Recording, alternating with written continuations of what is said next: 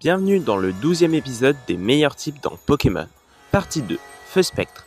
Comme je l'ai dit dans la partie 1, le type Feu Spectre tire parti de son côté défensif, car presque tous ses représentants sont des Pokémon offensifs. C'est pour une raison très simple. Chez un Pokémon offensif, on préfère avoir beaucoup de faiblesse et beaucoup de résistance, plutôt que peu des deux.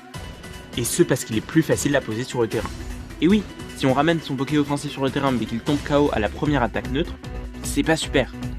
Par contre, si on vient sur le terrain en résistant à la capacité adverse, on peut juste tanker puis dépasser et mettre KO l'adversaire, sans qu'il ait pu utiliser sa capacité super efficace. Bien sûr, je caricature, mais en gros, c'est le principe d'un revenge killer.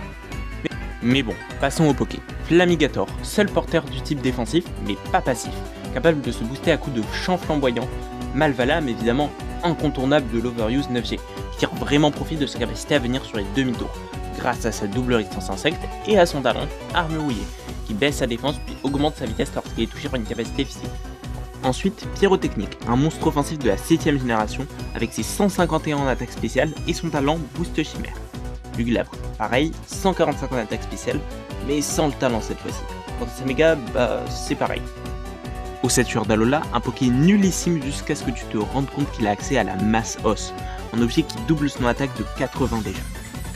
Et puis, pour finir, Typhlosion de Hisui commence à faire ses preuves avec l'attaque éruption et sa vitesse géniale, grâce au soutien de Mega Dracofeu Y qui pose le soleil, lui permettant de faire encore plus de dégâts.